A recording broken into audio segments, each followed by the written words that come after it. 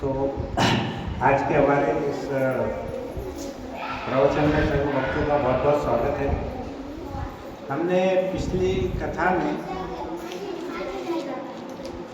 यदुवंश के और शाल्व के बीच में जो युद्ध हुआ था उसके बारे में हमने चर्चा किए थे और उसमें हमने देखा था आखिरी में कि एक शाल्व का जो सेनापति है उसका नाम क्या था? द्युमन नाम का जो सेनापति था उसने क्या किया था कि जो कृष्ण के पुत्र है प्रद्युम्न उसके ऊपर में बहुत आक्रामक वार किया था और वो आक्रामक वार करने के पश्चात जो प्रद्युम्न जी थे वो क्या हुए थे, मूर्छित हो गए थे और उसके पश्चात उनका जो सारथी प्रद्युम्न जी का था वो कौन था? वो कृष्ण के जो सारथी जिसका नाम दाऊद था उसका वो पुत्र था। तो वो जो सारथी था उसने क्या किया कि प्रद्युम्न को वो एकांत जगह में कहीं लेकर के गया और वहाँ पर प्रद्युम्न जी बहुत नाराज हो गए। उनको जब होश आया कि इन्होंने मुझे युद्ध में से लेकर के आ गए तो उनको लगा, बहुत अपमानित लगा कि मैं अगर वहाँ मर जाता तो अच्छा रहता, लेकिन इस तरह मेरा अपमान नहीं होता। तो वो सोचने लगे तो उसको बोलने लगे, अरे मूर्ख, तूने मुझको वहाँ से क्यों लेकर के आ गया? अब मैं मेरे ताऊ जी को, बलराम जी को क्या मुंह दिखाऊंगा, मैं मेरे पिताजी को क्या मुंह दिखाऊंगा? ऐसी वो अलग अलग बातें बोलने लगा। तब सारथी ने बोला कि जब कभी भी युद्ध के अंदर हमारे एक दूसरे के ऊपर में अगर कुछ कठिनाई आती है या बहुत ही ऐसा भयानक समय आता है तो एक सारथी का कर्तव्य है कि वो अपने मालिक की रक्षा करे और वैसे ही उस मालिक का भी कर्तव्य है कि वो अपने सारथी की रक्षा करे। तो इसलिए मैंने मेरा सारथी का धर्म निभाया है, ऐसा बोल करके वो उनको समझाते हैं। फिर उसके बाद क्या होता है कि जब वो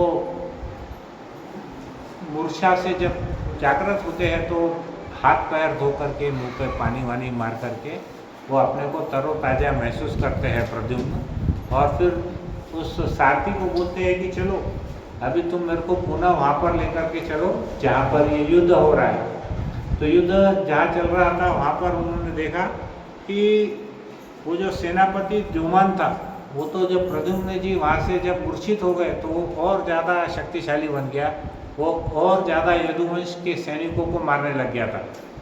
तब ऐसा देख करके फिर प्रद्युम्न जी ने क्या किया, प्रद्युम्न ने अपना बाण से तीर निकाले और उन्होंने क्या किया, उस पर 8 बाणों की वर्षा की। एक साथ 8 बाण छोड़े प्रद्युम्न ने। तो 8 बाण में से जो 4 बाण थे वो तो उसके जो 4 घोड़े थे द्युमन के रथ में, वो 4 घोड़ों को उन्होंने मार दिया। फिर एक 5वां जो था उससे उन्होंने क्या किया, वो जो सारथी बैठा था द्युमन का सारथी उसका वध किया। 6वें से उन्होंने क्या किया कि उसके हाथ में जो धनुष बाण था वो धनुष बाण को प्रद्युम्न ने तोड़ दिया। 7वां जो था वो उसके रथ के ऊपर जो झंडा था वो झंडे को उन्होंने तोड़ दिया। और 8वां जो बाण था उन्होंने क्या किया, द्युमन के गले के ऊपर काट मारा तो उसका सीधा गला कट गया उसके अंदर। ऐसा उन्होंने 8 बाणों से अलग अलग जगह बाणों की वर्षा की और द्युमन को प्रद्युम्न ने मार गिराया। और दूसरी ओर क्या हुआ कि जो यदुवंश में जो प्रमुख लोग थे उसमें कौन थे, एक सांबवी था जो कृष्ण का पुत्र था, सात्यकी एक था, गद एक था। ऐसे जो प्रमुख शूरवीर थे वो क्या कर रहे थे कि शाल्व के जितने भी सैनिक थे उनको मार रहे थे। लेकिन एक बात आपको याद है, शाल्व के सैनिक कहाँ थे?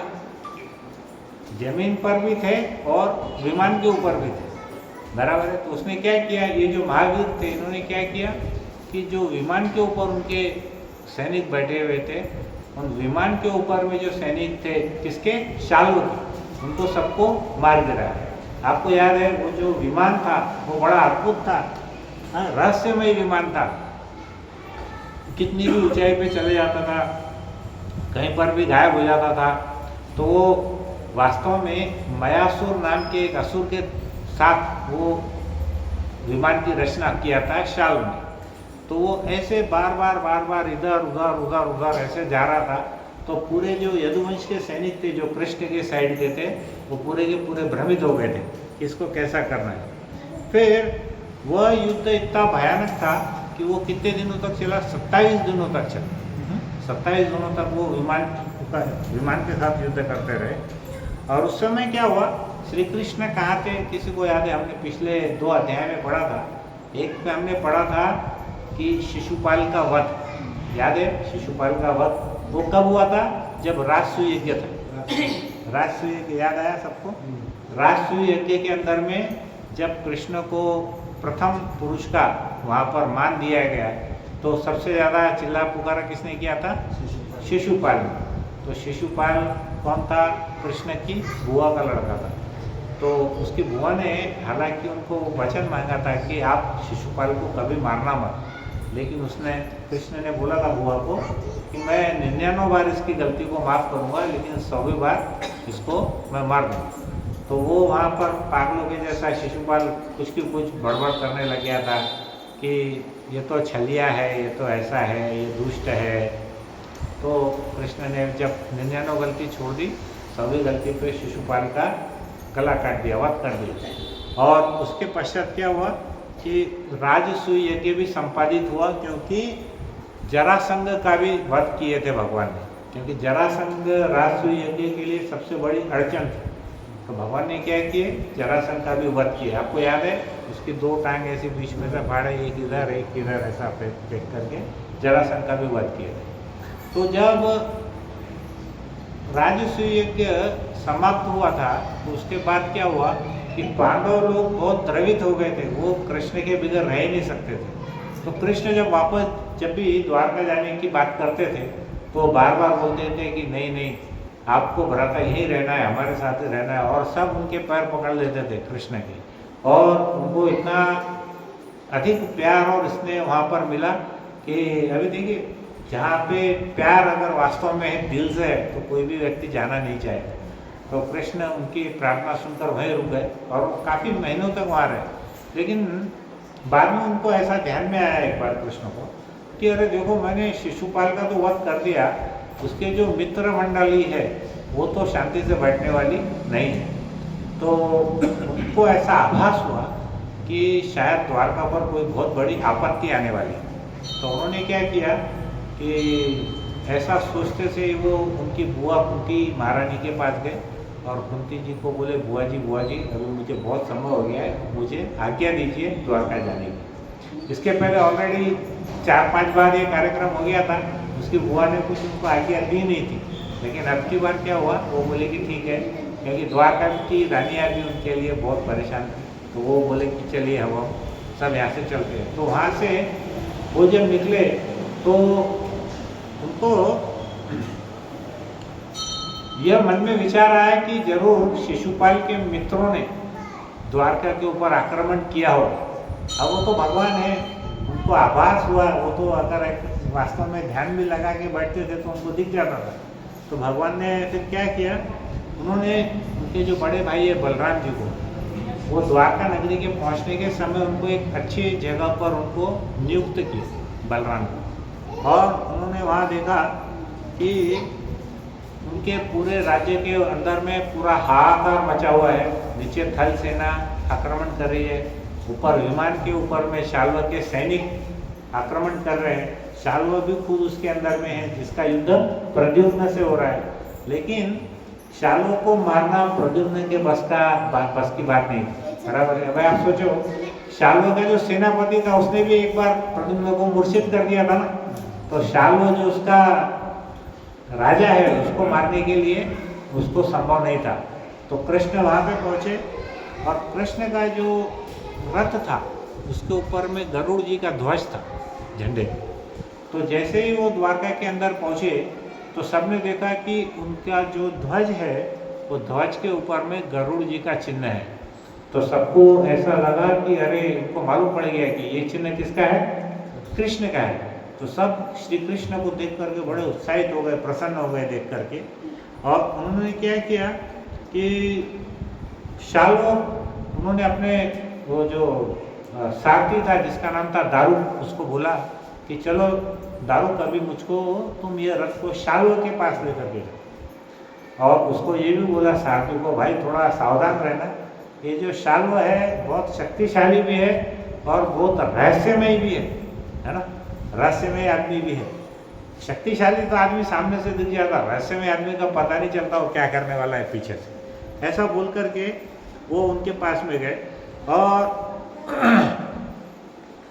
शाल्व ने जब श्री कृष्ण को देखा कि उनका जो रथ है उसके ऊपर गरुड़ है, तो उसको भी समझ गया कि अभी श्री कृष्ण आ गए हैं।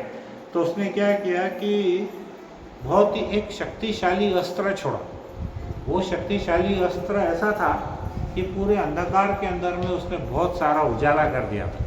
पूरा द्वारका नगरी ऐसी जगमग जगमग करने लग गई उसके अस्त्र के कारण में। और फिर उसको देख करके श्री कृष्ण ने क्या किया, अपना एक बाण निकाला और उस अस्त्र के ऐसे हजारों टुकड़े कर दिए जो भी उन्होंने छोड़ा वहाँ पे उसके। तो जब श्री कृष्ण ने 16 बाण शाल्व की ओर छोड़े तब बाणों की वर्षा से उसके विमान को पराजित कर दिया। उसका विमान इतनी शक्तिशाली था कि उसको गिराने के लिए श्री कृष्ण को 16 बाण छोड़ने पड़े उसके विमान के ऊपर। तो विमान के ऊपर वर्षा कर दिए और विमान को पराजित कर दिया।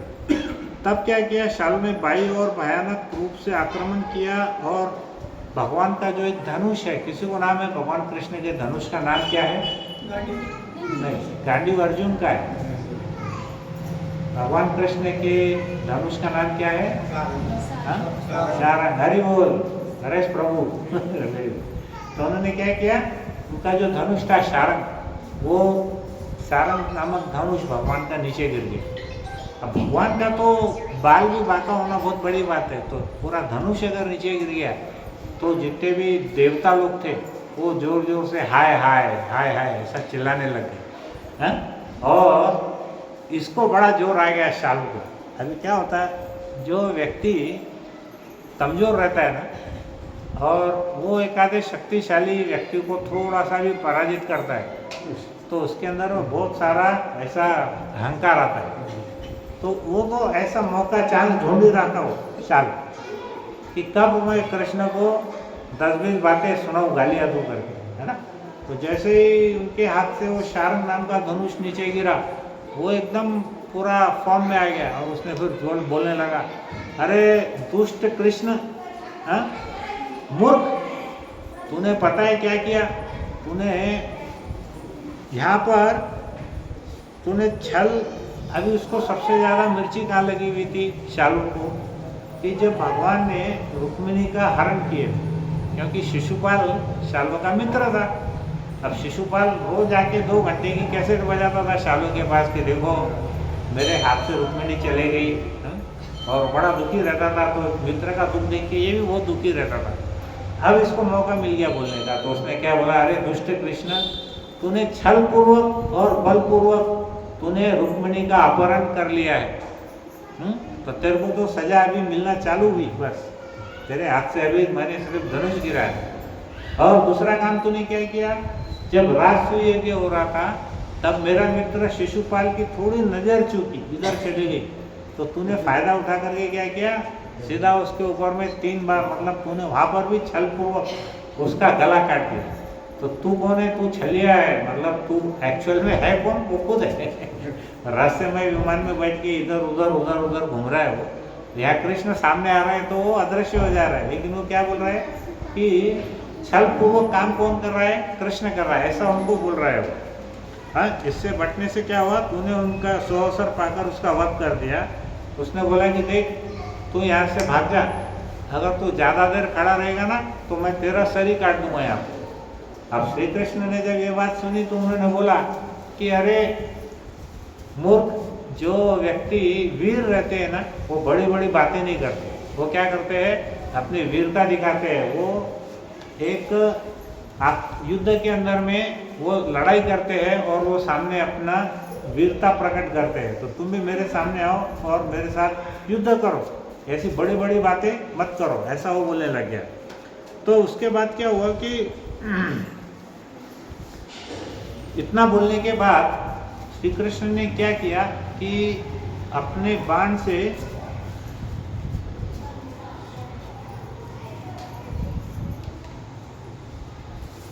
अपने बाण से शाल्व का ये जो पार्ट है इसको हम क्या बोलते हैं, इसको इंग्लिश में तो कॉलर बोन वो बोलते हैं, मराठी में क्या बोलते हैं इसको?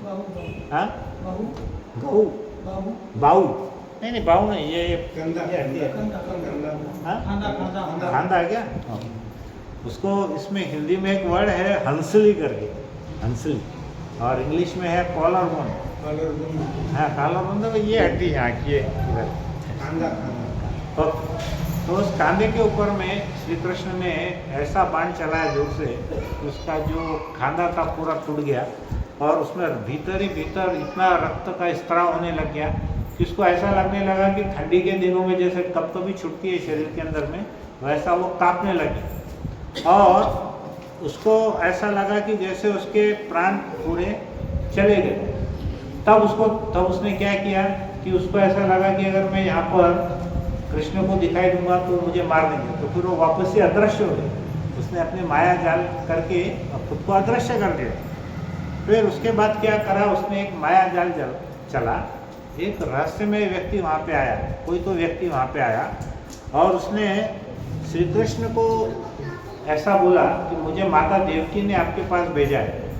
तो श्री कृष्ण बोले काय के लिए भेजा है? तो उन्होंने बोला कि जो तुम्हारे पिताजी है उनको शाल्व ने बंदी बना लिया, ये समाचार देने के लिए आपके पास भेजा। ऐसा वो जो रहस्यमय व्यक्ति था, कोई जो अज्ञात व्यक्ति था, उसको भेजा, वो वहाँ पर आया।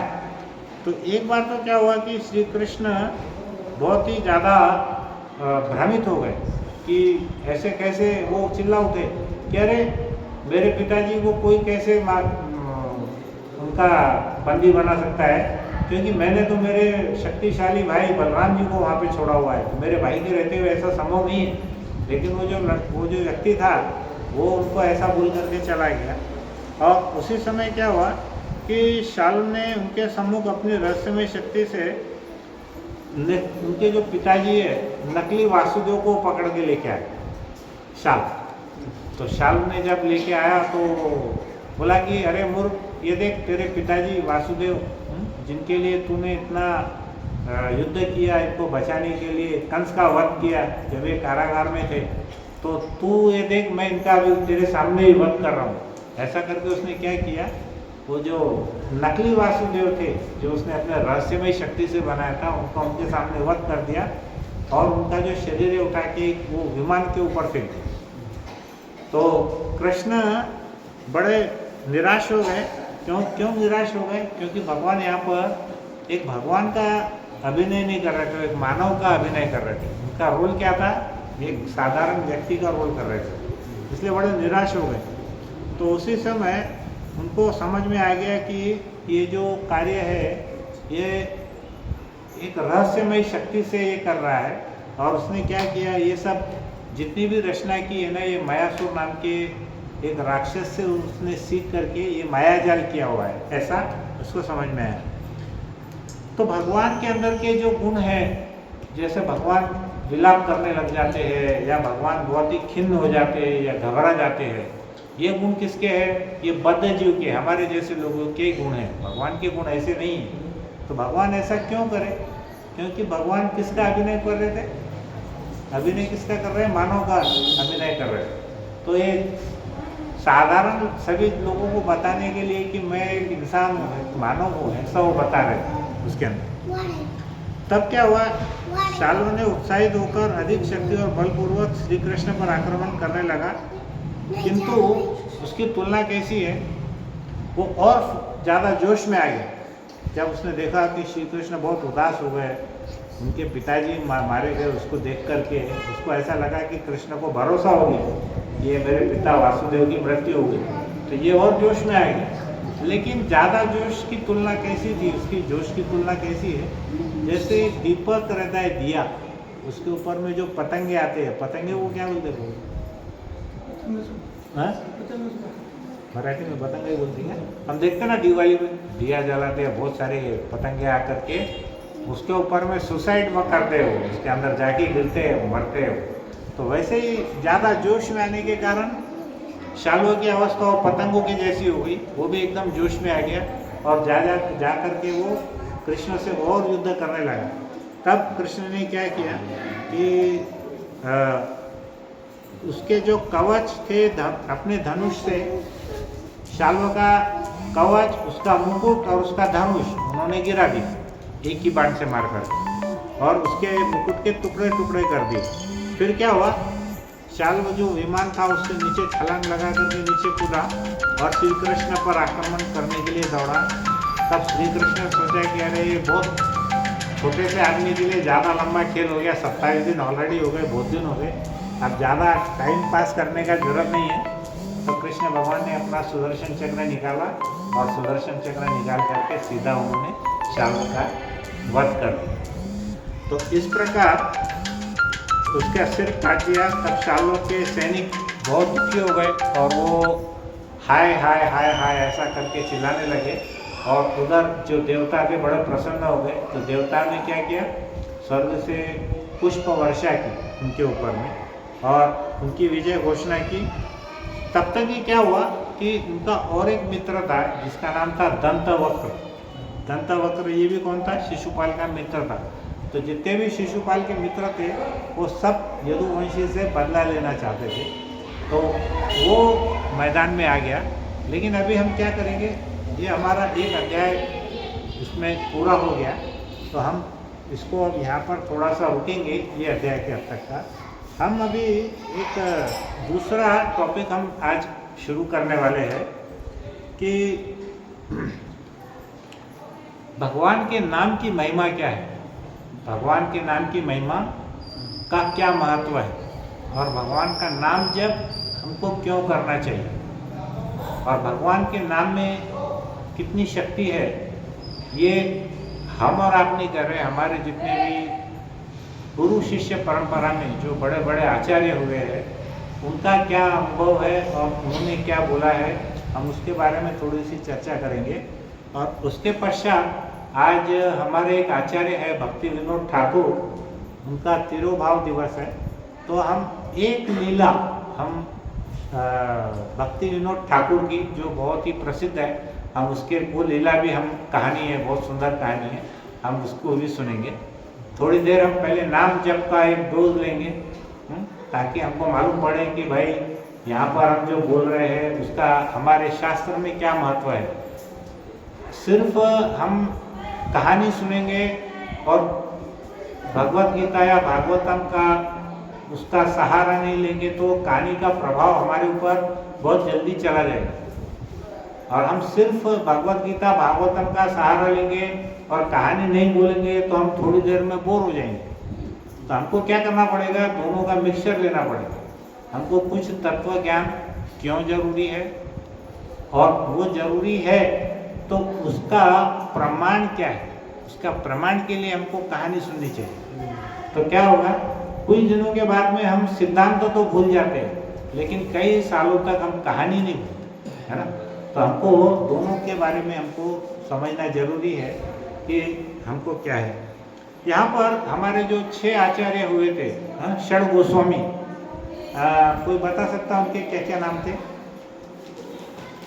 षड गोस्वामी जो हमारे हैं, 6 गोस्वामी हुए थे जो चैतन्य महाप्रभु के प्रमुख पार्षद थे।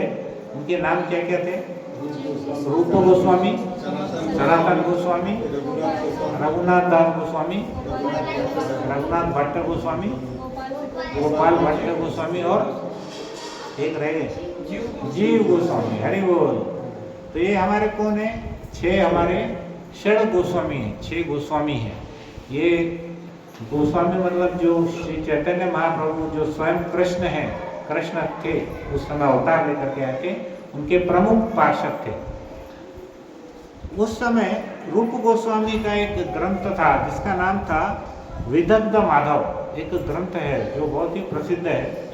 उसमें उन्होंने क्या लिखा है, अभी देखिए उनके जो शब्द है वो शब्द हम पहले एग्जैक्ट शब्द पढ़ेंगे क्योंकि उसमें मैं मेरे मन की बात ऐड नहीं कर सकता। उन्होंने क्या लिखा है ग्रंथ के अंदर में कि मैं नहीं जानता कि कृष्ण इन 2 अक्षरों ने कितना अमृत उत्पन्न किया है। कृष्ण कृष्ण ये जो 2 शब्द है इन्होंने क्या किया है, बहुत ही अमृत उत्पन्न किया है। जब कृष्ण के पवित्र नाम का जप किया जाता है तो ऐसा लगता है वो मुख के भीतर नृत्य कर रहा है, बराबर है। उनका ऐसा मानना है जब हम कृष्ण का नाम लेते हैं तो हरे कृष्णा कृष्णा कृष्णा हरे हरे, हरे राम राम राम हरे हरे। जब ऐसा हम जप करते हैं तो क्या होता है, कृष्ण क्या करते हैं, हमारी जीवा पर नृत्य करते हैं, ऐसा रूप गोस्वामी का बोलना है। भगवान क्या करते हैं, हमारी जीवा पर नृत्य करते हैं, बराबर है। तो तब हम क्या चाहते हैं, हमें चाहते हैं कि हमारे एक मुख नहीं चाहिए, हमको ऐसे हजारों मुख चाहिए जिससे हम क्या करें, भगवान का नाम ले सके। हजारों मुख चाहिए, लेकिन साथ में ही जब हम वो मंत्र का श्रवण करके हमारे कानों से सुनते हैं तब वो बोलते हैं कि हमारे को हजारों कान भी चाहिए ताकि हम भगवान के नाम जप को सुन सकें। और उसके साथ वो बोलते हैं कि हमको हजारों नहीं लाखों मुख चाहिए और लाखों कान चाहिए जिससे हम भगवान का नाम ले सके जीवा से और हम अपने कानों से भगवान का नाम पूरी श्रवण कर सकें। और उसके साथ ही वो बोलते हैं कि हमारे जब वो हृदय के प्रांगण में भगवान प्रवेश करते हैं, जब हम शांत से जब हम अपनी आंखें बंद करके भगवान का नाम जप करते हैं तो भगवान क्या करते हैं, हमारे हृदय के प्रांगण में प्रवेश करते हैं और वहाँ पर वो क्या करते हैं, हमारा जो मन है, मन की जितनी भी गतिविधियाँ है उसके ऊपर भगवान विजय प्राप्त कर लेते हैं और उसके बाद हमारी जितनी भी बाकी की इंद्रियां है वो सब निष्क्रिय हो जाती है, वो काम करना बंद कर देती है। आपको ध्यान है कि कृष्ण ने अर्जुन से कहा था कि तुम क्या करो, अपने मन को संयमित करो। तो अर्जुन ने उसका जवाब क्या दिए थे, मैं वायु को बांध सकता हूँ, मैं वायु की गति को रोक सकता हूँ, मैं वायु की दिशा बदल सकता हूँ, लेकिन मैं मन को नियंत्रित नहीं कर सकता हूँ। यहाँ पर रूप गोस्वामी क्या बोल रहे हैं उनके ग्रंथ में कि अगर आप कृष्ण का नाम लेंगे, आप उनका नाम जोर से लेकर के अपने कानों में उसका श्रवण करेंगे तो क्या होने वाला है, 3 चीज़ें उन्होंने मांगा। उन्होंने बोला कि मुझे हजारों लाखों मुख चाहिए जिससे मैं कृष्ण का नाम ले सकूं, मुझे हजारों लाखों कान चाहिए जिससे मैं भगवान का श्रवण कर सकूं, और मेरे हृदय के प्रांगण में मैं जब आंखें बंद करके भगवान का नाम जप करूंगा तो क्या होगा, भगवान मेरे मन की जितनी भी गतिविधियां है और मेरे बुद्धि में मन में जितने भी विचार है वो क्या करेंगे, भगवान सब रोक देंगे और जो मेरे इंद्रियां है जैसे कान नाक आँख वो बाकी की त्वचा वो सबको क्या करेंगे, निष्क्रिय कर देंगे, ताकि हम क्या करेंगे, पूरा ध्यान पूर्वक एक ही फोकस करके हम क्या करेंगे, हरे कृष्ण का महामंत्र का जाप करेंगे। तो जोरदार एक बार मेरे साथ बोलिए, हरे कृष्णा कृष्णा कृष्णा हरे हरे राम राम राम हरे हरे। इसके पश्चात क्या हुआ, उनके जो भाई थे जिनका नाम था सनातन गोस्वामी, है ना, रूप गोस्वामी और सनातन गोस्वामी, ये भी एक महान आचार्य थे। उन्होंने क्या किया, उनका एक पुस्तक है बृहद भागवतामृत, ये पुस्तक में उन्होंने क्या लिखा है कि श्री कृष्ण के परम आनंदमय पवित्र नाम की जय हो, जो भक्तों को सभी पारंपरिक कर्तव्यों, ध्यान और पूजा त्यागने को प्रेरित करता है। उनका ऐसा मानना है कि जो हम परंपरागत मतलब जो हमारे बाप दादाओं से जो पूजा करते आ रहे हैं उसकी भी कोई करने की ज़रूरत नहीं है। उसके बाद में हमको कोई दूसरा कर्तव्य भी अगर हम नहीं करते हैं तो भी चलेगा। उसके बाद हमारे को कोई ध्यान मेडिटेशन की भी ज़रूरत नहीं है। हमको क्या करना है, सिर्फ भगवान का नाम हमारी जीवा से बोलना है और हमारे कानों से सुनना है ना। जब कोई जीव किसी भी तरह से एक बार भी पवित्र नाम का उच्चारण कर लेता है तो वो मुक्ति प्राप्त करता है। तो इसमें से मेरे ख्याल से हमारे यहाँ पे एक बार तो सबने नाम लिया ही है, बराबर है। तो अगर हम सनातन गोस्वामी की बात मानेंगे तो हमको क्या है, सभी को भगवान के धाम में हमको प्रवेश मिल जाए, ऐसा उनका बोलना है। तो ऐसा सोचिए कि अगर बाकी के जो लोग 16 माला रोज कर रहे हैं, 4 नियम का जाप कर रहे हैं, तो उनको कोई भी दुनिया की ताकत भगवत धाम जाने से रोक नहीं सकती, अगर हम सनातन गोस्वामी की शिक्षा या उनकी जो ग्रंथ की बात माने तो, है ना। तो यह कृष्ण का पवित्र नाम सर्वोच्च अमृत है। इससे बड़ा और कुछ भी नहीं है। सबसे बड़ा अमृत क्या है? कृष्ण का नाम है। ये मेरे और मेरे जीवन का एकमात्र खजाना है। ऐसा क्या बोलते हैं वो? ये एकमात्र मेरा खजाना है। आपको एक कथा याद है? एक बार एक व्यक्ति सनातन गोस्वामी के पास आया था और वो बोलने लगा कि मुझे दुनिया की सबसे अमूल्य वस्तु चाहिए। तो सनातन गोस्वामी ने उनको क्या किया कि एक वहाँ पर एक पत्थर था, क्या नाम उसका? पारसमणि। पारसमणि था और उन्होंने क्या किया, वो कोने में पड़ा हुआ था पारसमणि, वो उसको दे दिया व्यक्ति को, बोला तुम इसको लेकर के जाओ। तो उसने पूछा कि गुरुजी ये क्या करता है?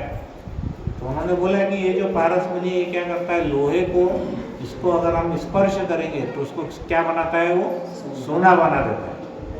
बोला वाह वाह बहुत बढ़िया चीज़ है। तो उसने बड़ा उठा करके वहाँ से लेकर के गया। थोड़ी दूर गया फिर उसको ध्यान आया कि देखो मैंने उनसे गुरुजी से मांगा था कि दुनिया की सबसे बहुमूल्य चीज़ क्या है ना? तो गुरुजी ने ये पत्थर दिया, लेकिन ये पत्थर तो ऐसा कूड़ा करके ऐसा कोने में पड़ा हुआ था। और गुरुजी वो सबसे अगर बहुमूल्य चीज़ रहती थी तो गुरुजी मेरे को ऐसा देते नहीं थे। तो फिर उसके मन में शंका हुई, वो वापस गया। बोला गुरुजी बोले क्या? बोले ये आपने जो पत्थर मेरे को दिया ये बहुमूल्य कैसे हो सकता है? आपने तो इसको कचरे के डब्बे में कोने में डाल के रखा हुआ। तो उन्होंने बोला भाई तो फिर तेरा क्या बोलना है? तो उन्होंने बोला कि अगर इतना बहुमूल्य रहता तो आप उसको संभाल के कहीं सुरक्षित जगह पर रखते। तो इसका मेरे को रहस्य बताओ क्या है? तो उसके बाद सनातन गोस्वामी ने उनको बोला कि एक काम करो, पहले तो ये पत्थर जा करके तुम नदी में फेंक के आओ, फिर मैं तुमको बताऊंगा कि असली खजाना क्या है। तो वो जाता है अपना एक नदी के अंदर, वो पत्थर को फेंक देता है पारसमणि को। फिर वो आकर के बोलता है कि गुरुजी अब बताइए कि सबसे बड़ा खजाना क्या है? तो फिर उसको सनातन गोस्वामी बोलते हैं सबसे बड़ा खजाना जो है वो है भगवान का महामंत्र, हरे कृष्णा कृष्णा कृष्णा हरे हरे, हरे राम राम राम हरे हरे। तो वास्तव में क्या होता है, जो लोग नए नए भक्ति में आते हैं ना, उनको ये नाम का जप करना बहुत अजीब लग सकता है ना? वो अगर सोचेंगे कि कैसे सिर्फ नाम की ध्वनि से चेतना बदल सकती है। हम क्या बोलते हैं, नाम सुनने के साथ में आपके अंदर की चेतना बदल जाएगी, तुम्हारा कॉन्शियसनेस बदल जाएगा। उनको भी भरोसा नहीं होता नए नए लोगों को कि ऐसा कैसे हो सकता है। तो एक्चुअली क्या हुआ था कि जब हमारा 14वीं 15वीं शताब्दी जब आई, तब आप देखोगे हमारे पास बहुत बड़े बड़े संत उस समय में आए थे। चैतन्य महाप्रभु भी उस समय आई थी, मीराबाई भी उस समय आई थी, हमारे शैव गोस्वामी भी उस समय आए थे और बहुत बड़े बड़े संत उस समय पे हुए थे। और उन्होंने क्या किया, मुख्य रूप से चैतन्य महाप्रभु के आने के बाद में सबने सामूहिक रूप से भगवान का कीर्तन किया था, हरे कृष्ण महामंत्र का। और जो चैतन्य महाप्रभु ये कौन थे? 16वीं शताब्दी के एक संत थे जो वास्तव में कृष्ण के अवतार थे, स्वयं कृष्ण थे। संत इसलिए बोलना पड़ता है कि शुरुआत में डायरेक्टली हम अगर बोलते हैं ना कि स्वयं कृष्ण थे तो बहुत से लोगों को कन्फ्यूजन होता है और वो उनको भरोसा नहीं आता। तो उनका रोल कैसा था? एक संत का था, एक भक्त का था। उन्होंने एक भक्त का रोल अदा की, एक वैसे उन्होंने उनका रोल किया, लेकिन वास्तव में वो खुद कौन थे? स्वयं कृष्ण थे। तो उन्होंने क्या किया कि पहले ये जो मंत्र था ये कौन लोग बोलते थे? जो एकांत में बैठ करके कोई रहस्यमय लोग रहते थे वो ये मंत्र बोलते थे। लेकिन उन्होंने क्या किया, इसको जन आंदोलन में बदल दिया। हर एक के पास में ये प्रेम से उन्होंने क्या किया, कृष्ण का मंत्र बता दिया। जैसे अभी देखो बहुत से लोग बोलते हैं ना कि हमारे गुरुजी ने हमको एक मंत्र दिया है करके, तो हम पूछते हैं क्या मंत्र दिया है? बोलता नहीं हमने बताएंगे तुम्हें। है तो भाई तुम्हारा मंत्र तुम्हारे पास है, हमको किसी के मंत्र की जरूरत ही नहीं है। हमको सबसे बड़ा मंत्र है चैतन्य महाप्रभु ने दिया जो स्वयं भगवान है। तो अभी किसने बोला कि मेरे गुरुजी ने मंत्र दिया तो ज़्यादा उसके लिए प्रयास मत करो पूछने का। उसको बोला मैं तेरे को एक मंत्र देता जो हमारे सबके परम गुरु ने दिया हुआ है, फ्री ऑफ कॉस्ट, कोई उसके लिए चार्ज नहीं। उसको मंत्र बोलो देने के लिए, करेगा मंत्र, है कि नहीं। तो हमको यहाँ पे उन्होंने क्या किया, सबसे पहले ये जो मंत्र था सबसे पहले बंगाल में चालू किया, बंगाल के बाद में पूरे पूर्वी राज्यों में उन्होंने इसका प्रचार किया। फिर उसके बाद ये उत्तर भारत में करे, फिर उसके बाद में दक्षिण भारत में गए। दक्षिण भारत में चैतन्य महाप्रभु करीब 6 वर्ष तक नंगे पैर घूमते रहे, भगवान का प्रचार किया और उन्होंने वहाँ पे लाखों करोड़ों लोगों को क्या किया, उन्होंने वैष्णव बना दिया चैतन्य महाप्रभु। और अभी नाम जो है ये हजारों हजारों लोग करताल और मृदंग लेकर के ये शहर के ऊपर में जाते हैं, भगवान का नाम जप करते हैं। इसके बाद ये भारत से भी आगे विदेशों में चला गया। आपने देखा होगा विदेशों में कितने सारे क्लिपिंग रहती है यूट्यूब पे, जहाँ पर विदेश में इतने सारे जो लोग हैं उन्होंने देखे मांसाहार छोड़ दिया, जुआ छोड़ दिया, शराब छोड़ दिया, पर स्त्री गमन या पर पुरुष गमन छोड़ दिया और वो क्या कर रहे हैं, स्वेच्छा से वो भगवान का नाम जप करते हैं। कितने सारे स्टेट्स में हम देखते हैं, वहाँ पे अमेरिका में है, रशिया में है, यूरोप में है, दक्षिण अमेरिका में है। ऐसा कोई भी इलाका नहीं है कि जहाँ पर कृष्ण का नाम जप नहीं हो रहा है। ये किसके कारण हुआ, चैतन्य महाप्रभु की शिक्षाओं के कारण हुआ। ठीक है, तो अब हमको ये देखना है कि इसका जैसे अभी हम क्या सोचते हैं कि नाम में इतनी शक्ति कैसे है। मान के चलो हमने बोला कि पानी पानी पानी, ऐसा हमने मंत्र जप किया, पानी पानी पानी पानी पानी पानी, तो हमारी प्यास बुझने वाली है क्या, नहीं बुझने वाली, बराबर है। हमने ऐसा सोना अभी बहुत महंगा हो गया, 1 लाख रुपए तोला है, सोना सोना सोना सोना, तो सोना आने वाला है कि नहीं। लेकिन अभी आप बताओ कि कृष्ण का नाम अगर हमने जप किया, कृष्ण कृष्ण हरे हरे हरे राम ऐसा हमने जप किया, तो कृष्ण भगवान आते हैं क्या, आपको क्या लगता है, कभी आए क्या। इसके पहले कहानी हो कि ये भी सब ऐसे ही है, जैसा पानी और सोना है वैसा। आप बोलो, आपको भरोसा है क्या कृष्ण के नाम के ऊपर, आपको भरोसा है क्या। अगर है तो एक आधा उदाहरण दो। हरि बोल, किसने बोला, द्रौपदी। देखो माता जी ने कितना अच्छा उदाहरण दिया, द्रौपदी वस्त्रम सबसे बढ़िया उदाहरण है ना। द्रौपदी के 5 पति थे, वहाँ पे इतने बड़े बड़े राजा थे, उसने सबका नाम सबको बोला, लेकिन कोई भी आया क्या, नहीं आया। कृष्ण को जैसे ही पुकारा, लेकिन उन्होंने कैसे पुकारा, एकदम दिल से पुकारा। तब कृष्ण कैसे आ गए, साड़ी के रूप में अवतार लेकर के आए। और वो जो दुशासन था, जिसमें 1000 हाथियों के जितना बल था, वो साड़ियाँ खींचते खींचते खींचते खींचते पसीने से लथपथ होकर के वो बेहोश हो गया, है ना। तो भगवान जब हमारी पुकार दिल से है, सच्चे दिल से है, तो आते हैं। और एक उदाहरण कोई दे सकते हैं, हाँ, गजेंद्र का। हरि बोल। गजेंद्र जो हाथी थे, उसने भी क्या किया था, भगवान को पुकारा था। और भगवान को पुकारने के कारण क्या हुआ, वो भगवान उनके गरुड़ जी पर बैठ करके आ गए और उन्होंने आकर के गजेंद्र जो हाथी था उसको बाहर निकाला। तो जब भगवान एक पशु को बाहर निकाल सकते हैं, तो वो हम जैसे इंसानों को क्यों नहीं बाहर निकालते, करेक्ट। तो सबसे बड़ी बात क्या है, पवित्र नाम जो है ये, इसको अगर हम दिल से लेते हैं तो भगवान जरूर उसमें प्रकट होते हैं। हमारे शिष्टाष्टकम में एक दूसरे नंबर का जो इसका वर्ष है, श्लोक है, वो बहुत अच्छा है। वो क्या बोलते हैं भगवान वहाँ पे, चैतन्य महाप्रभु क्या बोलते हैं, नामनाकारी बहुधा निज सर्वशक्ति स्त्रता पिता नियमित स्मरणेन काल एतादृशी तव कृपा भगवान ममापि दुर्देवमी दृशामि हा जनिना अनुराग। भगवान बोलते हैं कि हे भगवान, आपका अकेला नाम ही जीवों का सब प्रकार से मंगल करने वाला है। ऐसे चैतन्य महाप्रभु ने जो शिष्टा, बस उन्होंने आगे ये दोहे बनाए हैं पूरे इसमें, बाकी और कुछ नहीं किया हमने। तो उसमें वो क्या बोलते हैं कि भगवान, आपके नाम के अंदर में इतनी शक्ति है कि जिससे सभी प्रकार के जीव का ये मंगल कर सकता है। आपके कृष्ण और गोविंद के जैसे लाखों नाम हैं, नामनाकारी बहुधा निज सर्वशक्ति।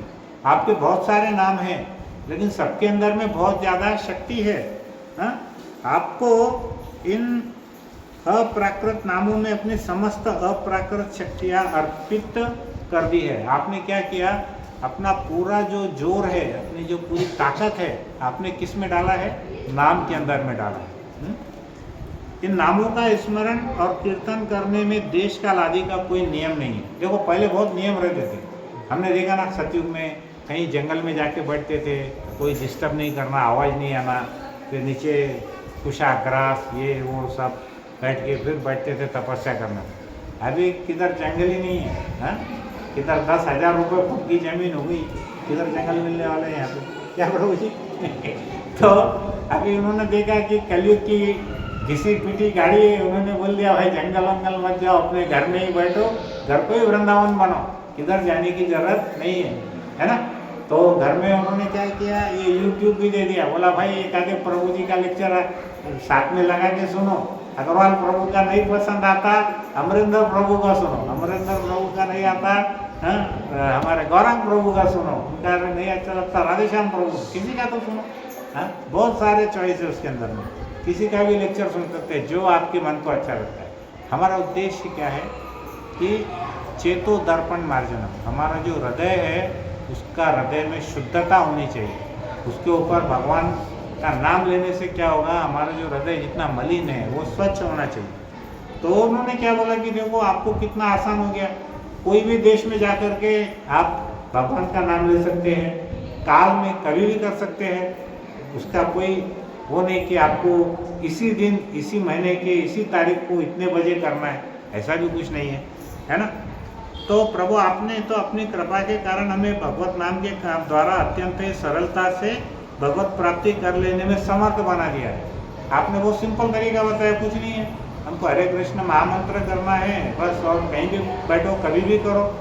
कोशिश तो सब यही करो कि सुबह सुबह ही करना चाहिए, लेकिन अगर आपसे नहीं होती, आपके पीछे बहुत सारे काम हैं, तो माता जी लोग सुबह नहीं कर सकती, तो आधी माला 8 माला सुबह करे, 8 दोपहर में करे। अगर आप 16 करते 4 करते तो 2 सुबह करे, 2 दोपहर में करे। तो उन्होंने बोला है कि लेकिन यहाँ पे आखिरी वो बोलते हैं कि एतादृशी तव कृपा भगवन ममापि दुर्देवमी दिशा मिहा जनी नानुराग। लेकिन चैतन्य महाप्रभु वो बोलते हैं कि मैं इतना ज़्यादा दुर्भाग्यशाली हूँ कि आपके नाम में मुझे तनिक भी अनुराग नहीं है, तनिक भी प्रेम नहीं है। ऐसा कौन बोल रहे हैं? चैतन्य महाप्रभु भगवान को बोल रहे हैं कि आपके नाम में मुझे अनुराग नहीं है, प्रेम नहीं है।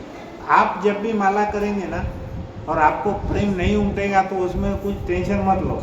ये कैसा है, देखो एक बार मैंने उदाहरण दिया था, आपको याद होगा कि किसी व्यक्ति को पीलिया होता है, जॉन्डिस काविड, तो उसके लिए उसको क्या होता है, उसके मुख में स्वाद आना बंद हो जाता है। जो गन्ने का रस रहता है ना वो मीठा रहता है, तो उसको क्या लगता है, उसको कोई भी स्वाद नहीं, कड़वा लगता है उसको मुँह में। तो फिर उसका इलाज क्या है, उसको ज़्यादा गन्ने का रस पिलाओ, बराबर है। ज़्यादा गन्ने का रस पिलेंगे तो क्या होगा, उसका जो पीलिया है, काविड है, वो धीरे धीरे खत्म हो जाएगा और उसको नाम और उसकी जीवा पे रस आने लगेगा।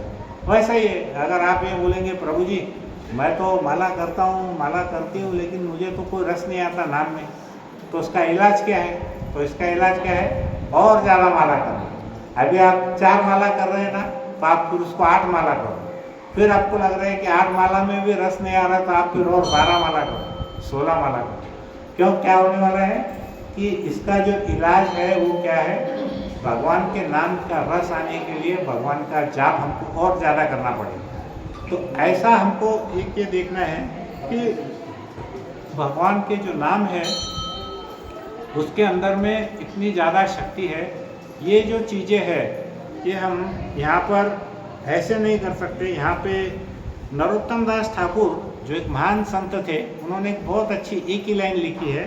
उन्होंने लिखा है, गोलोकेर प्रेम धन हरि नाम संकीर्तन।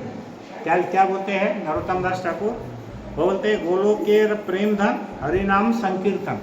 तो गोलोक का जो प्रेम धन है, हमको कहाँ जाना है, गोलोक धाम जाना है कि नरक में जाना है? हम तो कोशिश ज़्यादा के लिए करेंगे ना, गोलोक के लिए करेंगे तो पृथ्वी पे आएंगे, नहीं तो यहाँ पे कुत्ता बिल्ली सुअर ऐसा कुछ योनि में सड़ेंगे किधर गए। तो हमारा टारगेट क्या है? गोलोक। तो नरोत्तम दास ठाकुर को क्या बोलते हैं? गोलोक का जो प्रेम धन है वो क्या है? हरि नाम संकीर्तन। बराबर है। तो हरि नाम संकीर्तन ये जो है पारलौकिक ध्वनि है, दूसरे लोक से आई हुई है, इसको हमारे यहाँ से नहीं आया हुआ है। और इसका जो उद्गम है, उसका जो उद्गम को क्या बोलते हैं? सोर्स। वो कहाँ पे हुआ है? आध्यात्मिक जगत में हुआ है, ये यहाँ के जगत का नहीं है। नहीं तो फिर अगर यहाँ के जगत का रहता और द्रौपदी कृष्ण कृष्ण बुलाती तो कृष्ण भगवान नहीं आते। बराबर है। हाँ। और वैसे ही हमारे जो गजेंद्र हाथी है वो भगवान की स्तुति करता तो भगवान नहीं आते। कैसे पॉसिबल है? यहाँ बैठेंगे हम, कृष्ण कृष्ण बोलेंगे, भगवान गोलोक से उठ करके आएंगे। तो ऐसा कोई यंत्र है कि हमारे पास में? नहीं है। यहाँ पर हरिदास ठाकुर क्या कहते हैं कि हमको भगवान के नाम को तर्क और वितर्क से हम समझ नहीं सकते। अभी आप मेरे को पूछेंगे कि ये प्रभु जी कैसा है, वो कैसा है, ये कैसा है, ठीक है, जितनी चीज़ें शास्त्र में उतनी मैं बता सकता हूँ। लेकिन आप बोलेंगे कि ऐसा कोई मीटर बताओ कि इधर से आवाज़ दिए उधर कृष्ण को डायरेक्ट सुने आ रहा, ऐसा कोई प्रमाण बताओ। तो वो प्रमाण के लिए हरिदास ठाकुर क्या कहते हैं कि इसको तर्क वितर्क से नहीं समझा जा सकता।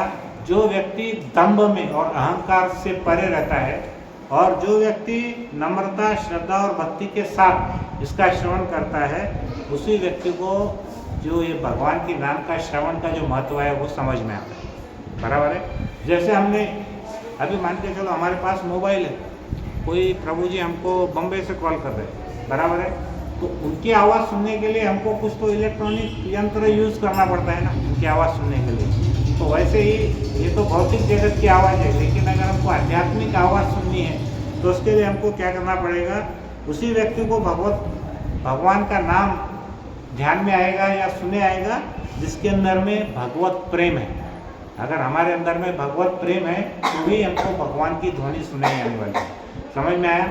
तो हम लोग क्या करेंगे? रोज़ थोड़ा थोड़ा इंजेक्शन हमको लेना पड़ेगा, क्योंकि हम क्या हो गए, अभी तक 2 साल 2.5 साल में हम भगवान के नाम जप की महिमा को सब बाजू में रख दिए। सिर्फ भगवान जी ने इसको मारे, उसको मारे, उसको मारे, यहाँ बैठे हैं, प्रसाद ग्रहण कर रहे हैं, घर पे जाके सो गए। अभी क्या होने वाला है? आप कहानियाँ भी शायद भूल जाओ, लेकिन भगवत नाम आप भूलोगे नहीं। उसकी जो महत्ता है, उसकी जो पोटेंसी है, उसमें जो शक्ति है, वो पोटेंसी हमको खुद को महसूस करने के लिए हमको क्या करना पड़ेगा? एक तो तर्क वितर्क नहीं करना है, एक दंभ और अहंकार नहीं रखना है, और हमने नम्रता से, विश्वास के साथ, अमन भक्ति के साथ हमको उसको सुनना है। ठीक है। तो ये हमारा छोटा सा हमारा टॉपिक था। अभी आज हम एक छोटी सी लास्ट में एक कथा लेंगे। कब जब है क्या टाइम है ना? कितना मिनट है? 10 मिनट। आप लेट आए, आपके आने के बाद पकड़ रहा मैं अभी कितना टाइम। अभी देखिए एक बहुत सुंदर कथा है। आज भक्ति विनोद ठाकुर महाराज का तिरुभाव दिवस है, जो हमने 6 गोस्वामी बोल, ऐसा मान के चलिए बहुत बड़े आचार्य थे। ठीक है।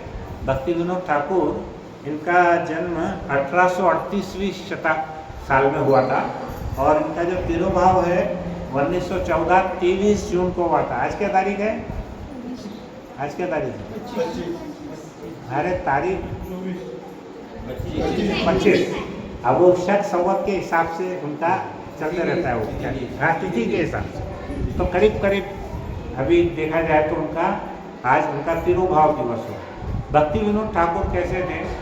ये बहुत ही ज़्यादा विद्वान व्यक्ति थे। ये अंग्रेजों के ज़माने में इनको जज की पोस्ट मिली थी। अंग्रेज लोग किसी भारतीय को जज बनाते थे क्या? कभी नहीं बनाते, उनके ही गोरे लोग ही जज बनते थे। तो ये ऐसे व्यक्ति थे कि जो जज बने। और भक्ति विनोद ठाकुर ये मायापुर में रहते थे और इनकी जॉब थी कलकत्ता में। तो ये बाद में इनको वहाँ पे आना जाना संभव नहीं था, तो इन्होंने एक पत्र दिया कि मुझे अब ये नौकरी छोड़नी है। तो वहाँ की जो गवर्नर थे अंग्रेजों के टाइम के, वो बड़े परेशान हो गए। भक्ति विनोद ठाकुर ऐसे जज थे कि जो एक केस सुनने के बाद तुरंत ही फैसला दे देते थे, और वो फैसला इतना अचूक रहता था कि उसको अगर ऊपर के कोर्ट में भी कोई चैलेंज करता था तो कभी जीत नहीं पाता। तो एक भगवान का वरदान था उनके पास में कि इतनी बुद्धिमत्ता थी उनके पास। तो जब उन्होंने उनकी नौकरी छोड़ने की बात की तो गवर्नर ने पूछा वहाँ के कि आपको क्या तकलीफ है। तो उन्होंने बोला कि मेरा आने जाने में बहुत समय चला जाता है, तो मैं मेरे भगवान का ध्यान नाम स्मरण नहीं कर पाता। तो शायद हमारे इतिहास में एक ही व्यक्ति ऐसे है जिनके लिए ब्रिटिश अंग्रेजों के टाइम में कलकत्ता से मायापुर रेलवे की लाइन बिछाई। अगर आप अभी जाएंगे मायापुर में, उनके घर के सामने रेलवे की लाइन है, वो थोड़ा और आगे भी जाती है, लेकिन खास उनके लिए वो रेलवे लाइन थी। तो आप सोचो कि गोरे लोग हिंदू लोगों को, हिंदुस्तानियों के लिए कोई रेल बनाए, ऐसा तो संभव है ही नहीं। तो हुआ ऐसा कि एक बार की बात है कि ये जो हमारे सातवें गोस्वामी, इनको हम क्या बोलते हैं, सातवें गोस्वामी, 6 गोस्वामियों के नाम हमने ले लिए थे, उनको लोग क्या बोलते हैं, सातवें गोस्वामी। हालांकि वो गृहस्थ थे, उनके 10 बच्चे थे, और वो सब होने के बाद में भी आप अगर उनकी दिनचर्या सुनेंगे ना, तो रात में केवल 2 ही घंटा विश्राम करते थे, और बाकी समय वो पूरा भगवान के इसमें, और हम उनके जो जज के जो काम रहते थे उसमें रहते थे। उनके पास हर हफ्ते एक बैलगाड़ी भर के पत्र आते थे जिसका वो उत्तर लिख के देते थे। तो ऐसे जो ये गोस्वामी है भक्ति विनोद ठाकुर, क्या नाम है उनका, भक्ति विनोद ठाकुर। ये कौन है पता है आपको? जो हमारे श्रील प्रभुपाद है, उनके गुरु का नाम है श्री भक्ति सिद्धांत सरस्वती ठाकुर। भक्ति सिद्धांत के पिताजी है भक्ति विनोद ठाकुर। भक्ति विनोद कौन है? हमारे जो श्रील प्रभुपाद, हमारे जो आचार्य है, उनके गुरु के पिताजी, उनके गुरु के गुरु परम गुरु है, वैसा देखेंगे। तो एक बार क्या हुआ कि बंगाल के एक जगह पे एक कोई तांत्रिक आ गया, तांत्रिक जो जादू से अलग अलग क्रियाएं करता था।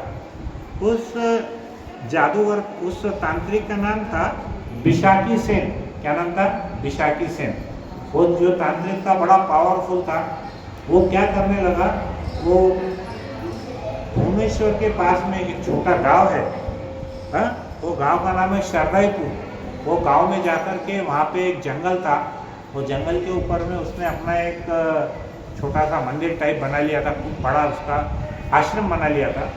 और गांव के जितने भी भोले भाले लोग थे वो उसके दर्शन करने को आते थे। तो उसने खुद को क्या बोला था? खुद को बोला था कि मैं जो हूँ, मैं महाविष्णु हूँ। क्या बोला था? मैं खुद भगवान हूँ, मैं महाविष्णु हूँ, और मैं दूध सागर से आया हूँ।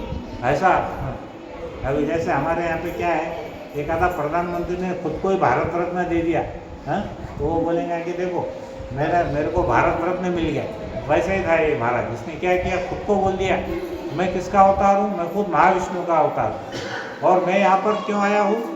मैं यहाँ पर जितने भी ये जो अंग्रेज है उनका नाश करने आया हूँ, और अभी कुछ ही दिनों के बाद ये अंग्रेजों को भारत छोड़ना पड़े। ऐसी बड़ी बड़ी बातें करता था। उसके पास में बहुत सारी चमत्कारी सिद्धियाँ थी। तो क्या होता था, गांव के जो भोले भाले लोग हैं वो उसके पास आते थे, उसके पास में सिद्धि थी। वो क्या करता था कि जिस भी पुरुष या स्त्री का इलाज नहीं होता था कहीं पर भी, वो उसके चमत्कार से उसका इलाज करता था, तुरंत वो ठीक हो जाते थे। तो कभी वो एक आधी अग्नि के ऊपर में ऐसा बैठ जाता था, अग्नि के अंदर बैठता भी था तो कुछ जलता नहीं था। और ऐसे अलग अलग प्रकार के उसके अंदर में बहुत सारे उसके तांत्रिक सिद्धियाँ उसको प्राप्त हुई। तो धीरे धीरे क्या हुआ कि उसने वहाँ पर कुछ महिलाओं का उसने फ़ायदा उठाना शुरू किया। कुछ बड़े बड़े घर की थी, कुछ थी, उसने ऐसा बताया कि मैं महाविष्णु हूँ, मैं रासलीला खेलूँगा। तो कुछ लोग बेचारे 150-200 साल पहले की बात है, कुछ स्त्रियाँ उनके पास चली गई, उस स्त्रियों के साथ उसने गलत कार्य किया। और ऐसा जब बाद में सबको मालूम हुआ, अब उसका कैसा था कि बहुत सारे लोग उसके फेवर में भी थे, उसके शिष्य भी थे, क्योंकि उसने उनका इलाज किया था। और कुछ लोग बहुत नाराज भी थे क्योंकि उसने क्या किया था, उस गांव की स्त्रियों को दूषित किया। तो इस वजह से क्या हुआ कि कौन शिकायत करे उसकी, ये बड़ा प्रॉब्लम था।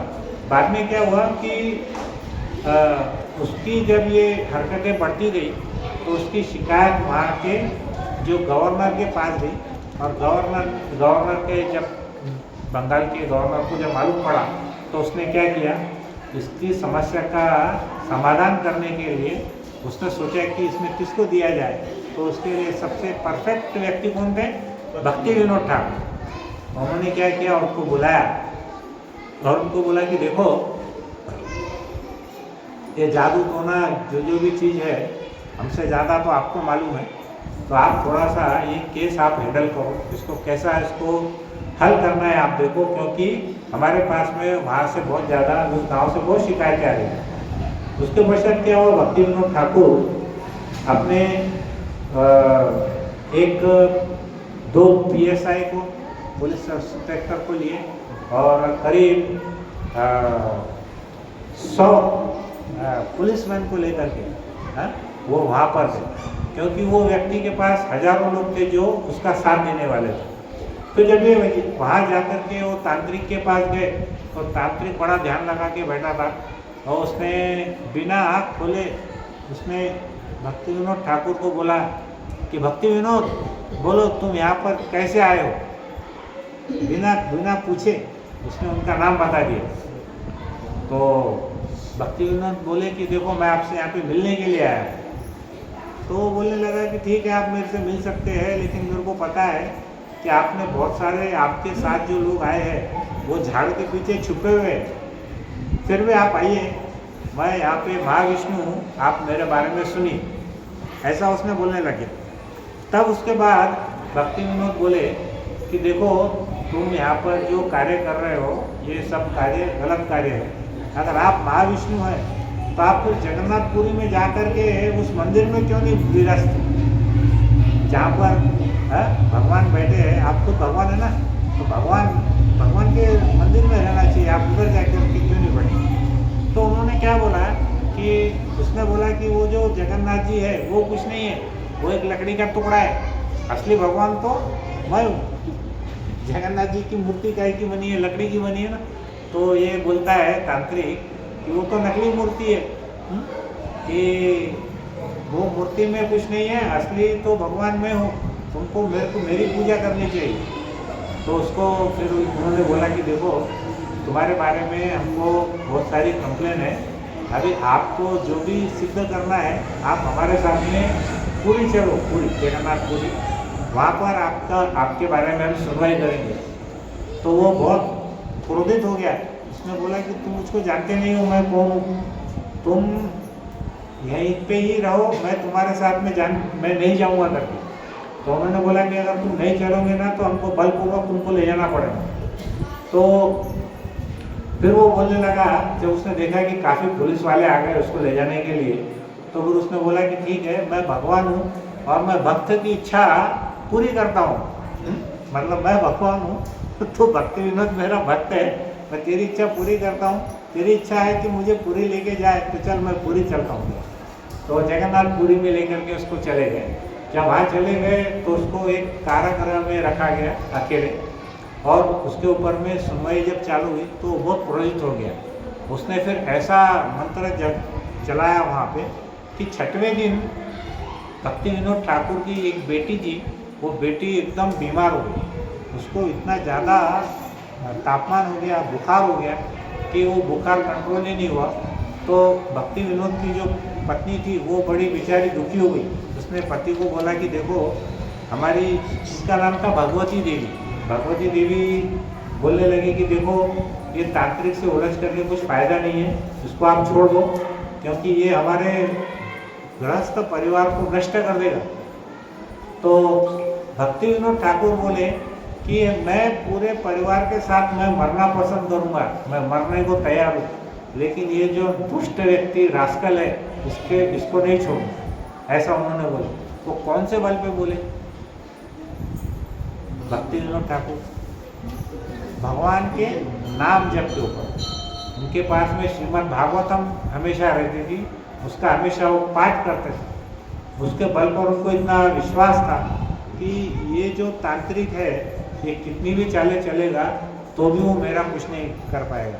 लेकिन एक्चुअल में हुआ ऐसा कि जब उसके ऊपर में कार्रवाई चलने लगी तो उसके सिर में से ऐसी अग्नि की लपटें निकलने लग गई तांत्रिक की, और उसके आंखों में से अंगारे ऐसे बरसने लगे। और उसके कुछ ही दिन के बाद में क्या हुआ, एक वहाँ पर कोई स्कूल थी, वो स्कूल के अंदर आग लग गई उसी के समय। और उसके कुछ दिनों के बाद में खुद भक्ति विनोद ठाकुर, उनको उनके राइट साइड में छाती में भयंकर दर्द होने लगे। इतना दर्द हुआ कि वो चल भी नहीं पा रहे थे, लेकिन कोर्ट में जाकर जज का भी काम करना था उनको। तो जब उनको फैसला देने की बारी आई तो इसने बोल दिया कि देखो, अगर तुम वहाँ पर वो फैसला दोगे तो तुम्हारी उसी समय मृत्यु हो जाएगी। ऐसा वो तांत्रिक ने भक्ति विनोद ठाकुर को बोला। तो भक्ति विनोद ठाकुर उसकी बातों के ऊपर में विश्वास नहीं किए, उनको विश्वास था भगवान पे। उन्होंने बोला कि तेरे जैसा तुच्छ व्यक्ति अपने आप को भगवान समझता है, इसी का मुझे तुझको दंड देना है। और गांव की तो शिकायतें जो है सो है, लेकिन तेरा सबसे बड़ा अपराध ये है कि तू खुद को भगवान समझता है। तो ऐसा बोल करके वो क्या किए, अपने कोर्ट में गए। जज भी वही थे और इन्वेस्टिगेशन वाले, उसके तपासने वाले भी वही थे, तो उनको सब केस मालूम था। तो उन्होंने वहाँ पर जब वो जाने लगे तो सडनली सुबह उनका छाती का दर्द कम हो गया, लेकिन वो चल नहीं पा रहे थे। पर उनकी जो बेटी थी वो अच्छी हो गई रातों रात, सुबह खेलने लग गई थी। और उनको पालकी में उठा करके वहाँ पर उनके कार्यालय में लेकर के गए, जज के कोर्ट रूम में लेके गए। वहाँ पर उन्होंने फैसला लिखा कि ये जो व्यक्ति है, इस व्यक्ति ने छल कपट के साथ में बहुत ही बुरे कार्य किए हैं और इसको 18 महीने की बहुत ही सख्त मजूरी की कड़क सजा दी जाती है, ऐसा उसको बोले। तो ये अपनी जितनी भी तांत्रिक शक्ति थी वो विद्या वहाँ बताने लग गया। तो वापस से उसके सिर में से ज्वाला निकल रही, आंखों से अंगारे निकल रहे। वो पुलिस वाले तो भाग गए छोड़ करके वहाँ से। लेकिन तभी क्या हुआ, वहाँ पे जब उसको जेल में ले जाने के लिए कुछ बहादुर पुलिस वाले आए, तब वहाँ का जो एक प्रशासकीय अधिकारी था जो कि अंग्रेज था, उसने क्या किया, कहीं से एक बहुत बड़ी कैंची लेके आया और कैंची लेके आकर के उसके सिर के ऊपर जो जटा थी उसको उसने काट दी। तो वो उसने बोला कि मैंने कहीं पढ़ा है कि जो ऐसे तांत्रिक रहते हैं उनकी जो शक्ति उनके बालों में रहती है। तो उसके जो बाल थे उसको जैसे ही उसने काटा, वैसे ही क्या हुआ कि वो जो तांत्रिक है वो धड़ाम से नीचे गिर गया, उसकी सारी शक्तियाँ चली गई। और उसके बाद उसी समय भक्ति विनोद ठाकुर का जो दर्द था सीने का वो पूरा गायब हो गया। उनकी बेटी एकदम स्वस्थ हो गई। वो जहाँ पे स्कूल में आग लगी थी वो आग भी बुझ गई। तो जितने भी ये जो कार्य थे वो सब के सब एकदम से शांत हो गए। और जो लोग समर्थन में आए थे इस तांत्रिक के, कम से कम 1000 लोग वहाँ पे खड़े थे जो तांत्रिक के समर्थन में थे। जब उन्होंने देखा कि तांत्रिक का बाल कटते से ही उसकी पूरी ताकत चली गई, तो वो समझ गए कि ये कौन है, ढोंगी बाबा है। तो इसको उन्होंने फिर क्या किया, वो तुरंत वो कोर्ट छोड़ करके चले गए। और इस तांत्रिक को 3 महीने, वो उसको 18 महीने की जब सज़ा मिली तो 3 महीने के बाद ही इसके मन में इतना पश्चाताप और निराशात्मक भाव आया कि इसने क्या किया, जहर खा करके खुद की आत्महत्या की, उस तांत्रिक ने। बराबर है। तो ये किस्सा कैसा है, ये किस्सा कैसा है, तो जैसे हमने देखा था दुर्वासा मुनि और अम्बरीश महाराज, बराबर है। दुर्वासा मुनि आए थे अम्बरीश महाराज का पतन करने के लिए, लेकिन भगवान का समर्थन किसको था, अम्बरीश महाराज को था, वो भगवान के भक्त थे। तो पतन किसका हुआ, दुर्वासा मुनि का हुआ, बराबर है। अब यहाँ पर भी दुर्वासा मुनि कौन है, वो तांत्रिक है, और अम्बरीश महाराज कौन है, भक्ति विनोद ठाकुर। तो वो भले कितना भी नुकसान करने के लिए भक्ति विनोद ठाकुर का आए थे, लेकिन उनके हाथ में श्रीमद् भागवतम थी, वो भगवान का जप करते थे। 20 घंटे वो रोज भगवान के सेवा में सीधे प्रत्यक्ष या अप्रत्यक्ष रूप से रहते थे। और उन्होंने अपने भगवान के नाम जप के ऊपर में उस तांत्रिक से पूरे उस एरिया को मुक्ति दिलाई। तो ये कहाँ का प्रभाव है? ये हमारे नाम जप का प्रभाव है। हरे कृष्णा कृष्णा कृष्णा हरे हरे, हरे राम राम राम हरे। तो जब भी हमारे ऊपर कोई विपदा आती है, कोई तकलीफ आती है, तो हमको क्या करना है? सच्चे मन से भगवान का नाम जपना। ठीक है, हरे कृष्ण।